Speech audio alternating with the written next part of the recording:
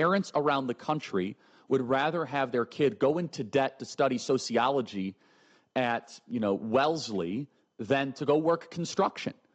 Can you speak to that? Part of that needs to be a cultural change for specifically suburban America. This from Donald Trump on Truth Social. The Harvard case was just tried in Massachusetts before an Obama-appointed judge. She is a total disaster, which I say even before hearing her ruling. She has systematically taken over various Harvard cases and is an automatic loss for the people of our country. Harvard has $52 billion sitting in the bank, and yet they are anti-Semitic, anti-Christian, and anti-America. Much of this money comes from the USA, all to the detriment of other schools, colleges, and institutions, and we are not going to allow this unfair situation to happen any longer. How did Trump-hating judge get these cases? When she rules against us, we will immediately appeal and win. Also, the government will stop the practice of giving many billions of dollars to Harvard, much of which has been given without explanation. It is a long-time commitment to fairness in funding and education, and the Trump administration will not stop until there is victory. Thank you for your attention to this matter. So interesting that Trump is preemptively going after the judge before they rule on the Harvard situation, but it is true that Harvard has a $52 billion endowment.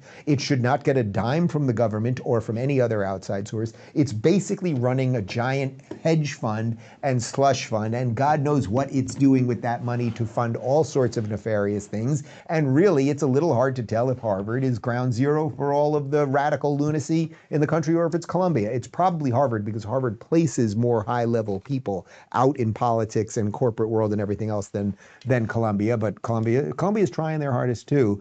So what does this all lead us to? As these institutions fail, as we realize the corruption, as you end up paying an awful lot to make your kid turn into a gender-furry, queer, communist, jihadist lunatic, perhaps you might want to not send your kid to a place like that, not get into debt to do it, and actually support them learning a skill that they could become quite successful with. And if ever hit the fan, they'd know how to actually do a little something. Here's Charlie Kirk talking to a guy who knows a bit about doing something, Mike Rowe, who does all sorts of dirty jobs, and talking about blue-collar trades and that there is value in actual work. I want to dive into this for a second. And Mike, you deserve such credit, and I cite you all the time. As you know, I am a outspoken critic of the current college model.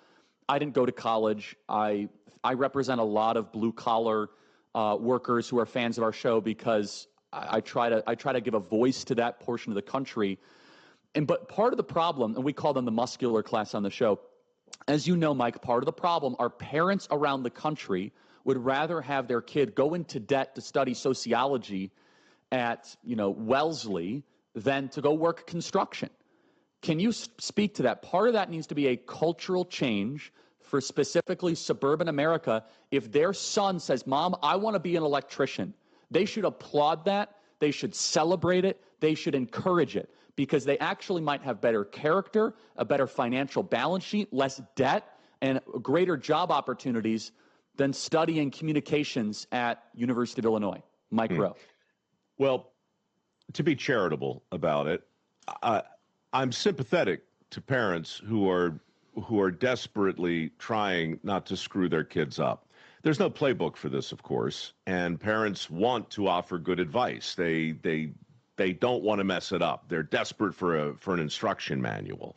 But we fall into this cookie cutter world where, politicians in particular, but lots of other people too, speak very broadly and paint with a real broad brush. And so a lot of parents who really don't know any better have been told from the get-go that the best path for the most people is the most expensive path, and that their kids are screwed if they don't take that path. Therefore, surprise, surprise, universities have been able to charge whatever they want, essentially, because the feds have opened up a bottomless pile of free money, and we have collectively encouraged a whole generation to borrow whatever it takes to fulfill their dreams. So it's not one person doing a really foolish thing. It's a lot of people standing by watching a lot of dumb things happen, including, and perhaps especially, the removal of shop class from high school. That really put us on a road, Charlie, a bad road. And it didn't just impact the widening skills gap. It removed from view any optical proof that a regular kid could have, that these muscular jobs exist, walking from English to math class and sticking your head in the metal shop and seeing that image right there. At least you could get a look at something that resembled work. But we took it all out. We just arbitraged it right out of the whole process. And so parents were left with this idea that there was really only one path for their kid. And if their kid couldn't take that path, everything else, including that guy welding two pipes together, was some sort of vocational consolation prize. Well, the chickens have come home to roost. AI, as I said in that clip, is coming for the coders. It's not coming for that guy. That guy's job is secure, and he's making mid-six figures, and that's the message well, and this is, to shout. Devil is due again. Theme of the week. AI may come for that guy's job eventually, but it's going to take a little bit longer. It's going to come for the coders first, and it's going to come for a lot of the amorphous jobs first. But eventually robots will be able to, weld pipes together and do plumbing and do electric work and everything else. Guys, let's be honest. Most coffee gives you that quick little jolt, and then what? A crash, jitters, that mid-morning brain fog, and before you know it, you're already pouring a second or third cup just to make it to lunchtime.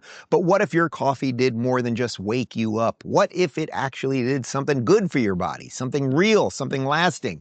Meet Rejuvenate Coffee. This isn't your average cup of joe. It starts with premium real Arabica beans, so yes, it tastes incredible. But what makes it special is what's inside, a powerful compound called CAAKG. Now, I know that sounds technical, but stick with me. CAAKG is backed by real science. It's been shown to support cellular energy, a healthy metabolism, and even healthy aging. Yeah, you heard that right. Your coffee could actually help you feel better, not just today, but 10 years from now. This isn't a gimmick. It's not a trend. It's a smart decision for people who take their health seriously and who want to feel focused, strong, and dialed in every single day. So if you care about how you feel, not just this morning, but long term, Rejuvenate Coffee is for you. Head on over to 1775coffee.com/Rubin and order a bag of Rejuvenate Coffee today. Fuel your body, protect your future. Rejuvenate. But that aside, the broader point is what they're both saying is right. Of course, that there was a generational thing where you had to, somehow to be a good parent, you had to send your kids into these schools. And then suddenly we sent our kids into these schools, and over decades we realized, boy, not only did they not learn much, they were brainwashed in a lot of ways. They didn't get real skills. Lesbian dance theory is not something that's very applicable in the business world, et cetera, et cetera. Although it does have its merits, and I don't want to say anything bad about lesbian dance theory, but you get the point, that then we abandon these people, and then they're pissed, they're in debt, and they're like, why the hell did you put me into this system?